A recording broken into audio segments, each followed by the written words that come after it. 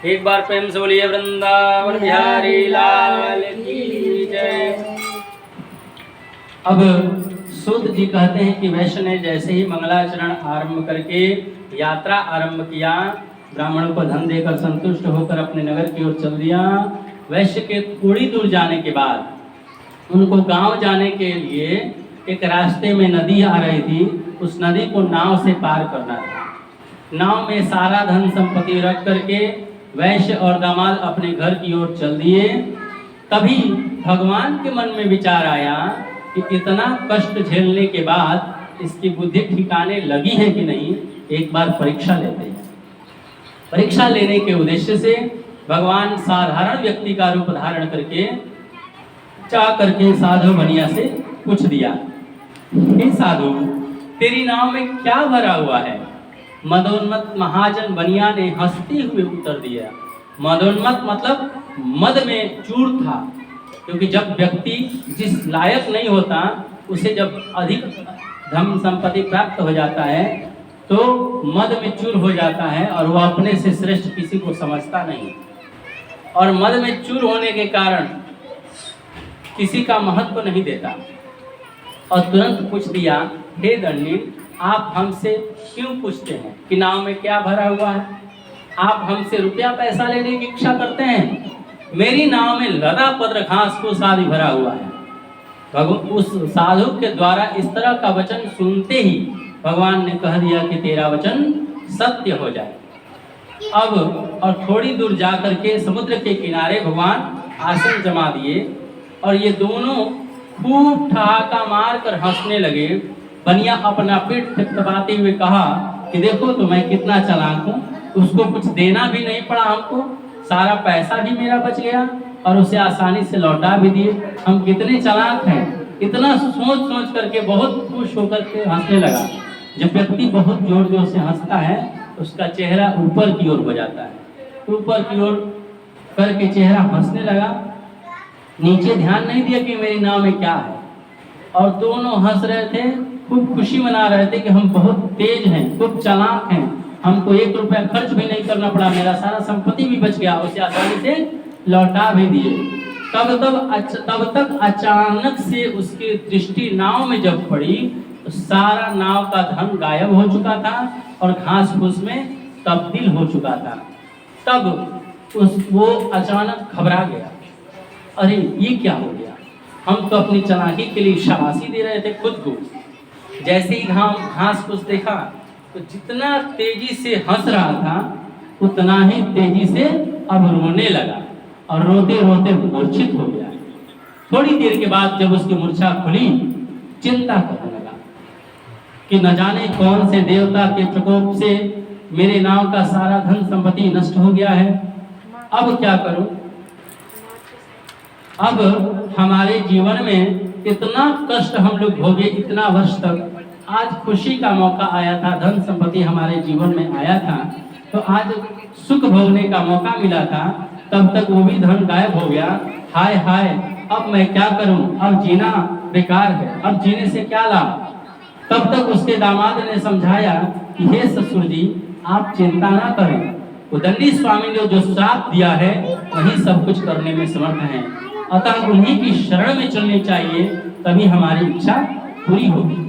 ऐसा विचार करके दोनों वैश्य और दामाद उस दंडी के समीप पहुंचे और जा करके साष्टांग दंडवत होकर गिर गए चरणों में और बोले कि हे प्रभु, आपकी कृपा से हमने बहुत आपके श्राप के कारण दुख पाया, अब आप डरने की आप हमें पहले की तरह नौका में धन भर दीजिए और इस बार मैं सत्यनारायण भगवान का पूजा अवश्य करूंगा। इसे उस रूम में भेज दीजिए, नहीं तो साइलेंट कर दीजिए मोबाइल को। तो इस प्रकार से वो क्या हुआ कि भगवान से अनुनय विनय किया, शरणागति कर लिया। तो शरणागति में इतना दम है कि जब आप बड़ा से बड़ा कार्य करके, आप बड़ा से बड़ा पाप करके एक बार भगवान की शरणागति कर लेते हैं तो भगवान सभी पापों को नष्ट कर देते हैं और आपको सुख प्रदान करते हैं। इस प्रकार से भगवान ने इस बार बोला, इस बार आप मेरी नौका में धन भर दीजिए और मैं इस बार धूमधाम से सत्यनारायण भगवान का पूजा जरूर करूंगा, इस बार गलती नहीं करूंगा। भगवान तो दीन दयाल है, जैसा जो रहता है सामने वाले को ऐसा ही समझता है। आप चोर हैं तो अगले को भी चोर की दृष्टिकोण से सोचिएगा, आप ईमानदार हैं सामने वाले को भी ईमानदार ही समझिएगा। भगवान दीन दयाल हैं, वो भी समझते हैं कि चलो ये भी जब आज कह रहा है तो आगे कर लेगा, विश्वास करके उसे माफ कर दिए और नौका में धन भर दिए। आगे जब अपने नाव को गांव के नजदीक ले गया तो धन की रक्षा करने वाले दूत को पहले भेज दिया। अभी भी इसका दिमाग ठिकाने नहीं लगा, अहंकार है। तुरंत दूत को भेज दिया कि जाओ मेरी पत्नी को पहले जाकर खबर दे दो कि आपके पति बहुत सारे धन संपत्ति को लेकर दामाद के साथ गांव के नजदीक आ चुके हैं। जैसे ही दूत घर पर पहुंचा तो लीलावती और कलावती संयोगवश उस दिन सत्यनारायण भगवान का पूजन कर रही थी। तभी जा करके ये कान में खबर दे दिया कि बहुत सारे धन संपत्ति के साथ दामाद के साथ आपके पति गांव के नजदीक आ गए हैं। जैसे ही ये खबर सुनाया लीलावती व्यग्र हो गई। अब उसका पूजा में मन नहीं लग रहा था, क्योंकि मारे दुख के बेचारी कष्ट भोग रही थी, रोज भिक्षा मांगना पड़ रहा था। और आज सुनने में आया है कि बहुत धन, जिसके पास मान लेते एक कानवाली के लिए, एक हार के लिए तरस रहा हो, तो उसके पास एक ट्रक सोना आ जाए कहीं से, तो कितना खुशी हो जाएगा।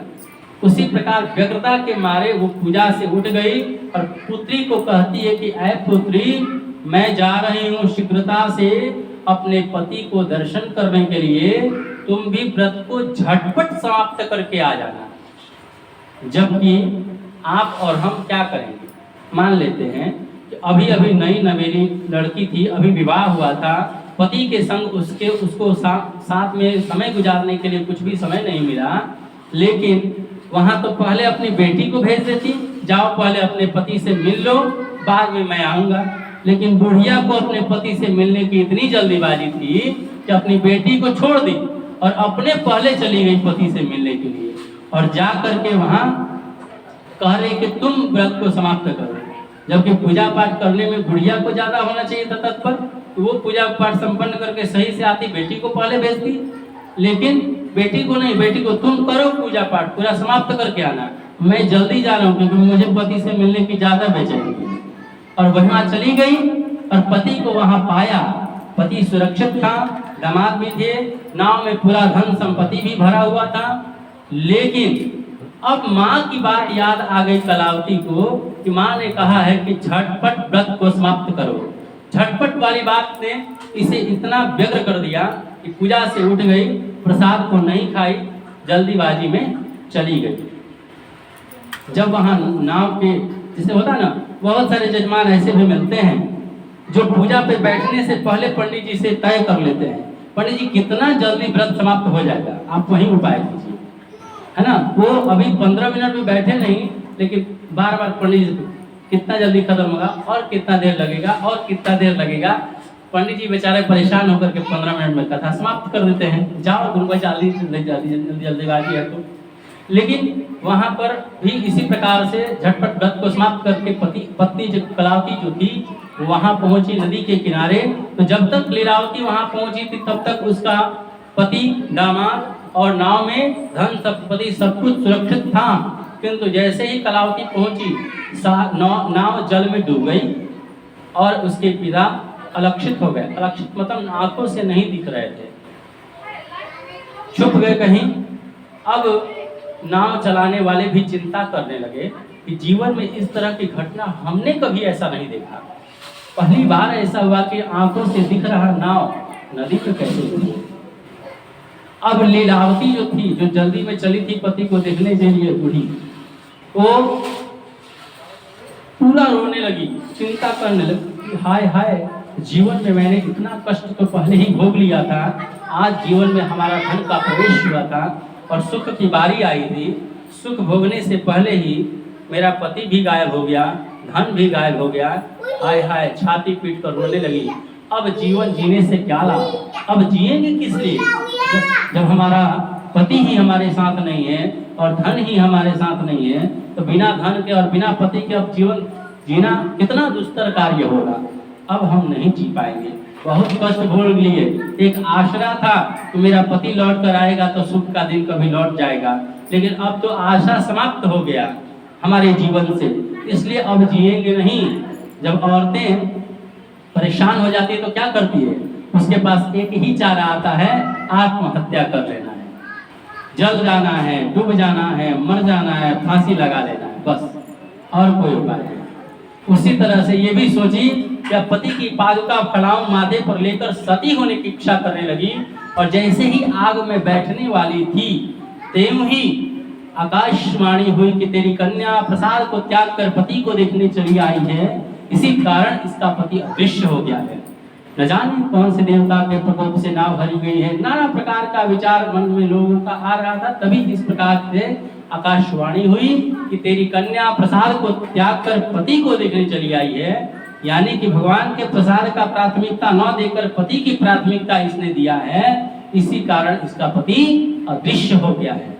यदि पुनः घर पर जाकर प्रसाद भक्षण करके आएगी तो अपने पति को निसंदेह पाएगी। ऐसी आकाशवाणी को सुनकर दौड़ते हुए कलावती अपने घर पर गई, प्रसाद भक्षण करके इन लोगों के लिए भी प्रसाद लेकर आई, तो भगवान की माया से ये सब कुछ अलक्षित हुआ गया है। अब जैसे ही ये पहुंची तो उसका पिता भी मिला, पति भी मिला, नाव भी सुरक्षित मिला, सब कुछ सुरक्षित था।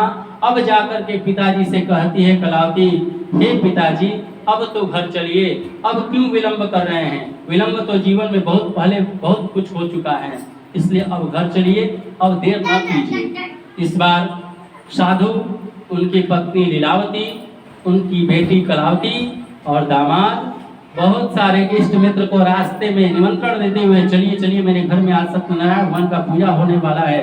सभी कुटुंबों को बुला करके घर में और रास्ते में सभी सामग्रियों को जुटाते हुए, केले का फल, शक्कर, घी, दूध, गेहूं, चूर्ण, जितना सामग्री जुटता है उससे भी अधिक मात्रा में सामान जुटाया, क्योंकि अब तो धन की प्रचुरता आ गई है जीवन में। और खूब धूमधाम से सत्यनारायण भगवान का पूजन किया, और इतना कष्ट पाने के बाद भक्ति इतने दृढ़ हो गई उसके जीवन में कि महीने में 2-2 बार सत्यनारायण भगवान का पूजन करने लगा। एक बार जब सूर्य किसी राशि में परिवर्तन करता है, प्रवेश करता है, तो उस समय संक्रांति होती है, और जब वहीं सूर्य मकर राशि में परिवर्तन करता है, प्रवेश करता है, तो मकर संक्रांति होती है। तो जिस राशि में जब जब सूर्य परिवर्तन करता है उस राशि का संक्रांति होता है महीने में एक बार, और महीने में एक बार पूर्णिमा आती है जब चंद्रमा पूर्ण हो जाता है। इन दोनों अवसरों पर साधु ने सत्यनारायण भगवान का पूजा संपन्न करने लगा। जब तक जीवन जिया तब तक सुख पूर्वक जीवन व्यतीत किए, और मरने के बाद वैकुंठ धाम को चला गया। एक बार प्रेम से बड़ी वृंदावन बिहारी लाल की जय। श्री सत्यनारायण भगवान